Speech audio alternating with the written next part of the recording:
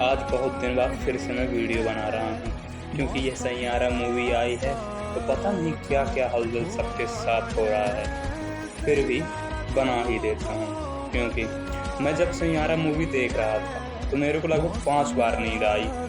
मैं पूरी देख नहीं पाया एक बार में, फिर भी पता नहीं सब लोग रो रहे हैं, चिल्ला रहे हैं, पता नहीं क्या क्या कर रहे हैं। इसलिए यह मूवी क्या है कैसे है ये तो मेरे समझ में नहीं आता। फिर भी जिसको अच्छा लगे तो देखे, लेकिन हमको और हमारी एज के लोगों को ये चाहिए कि इस चक्करों में बिल्कुल ना पड़े।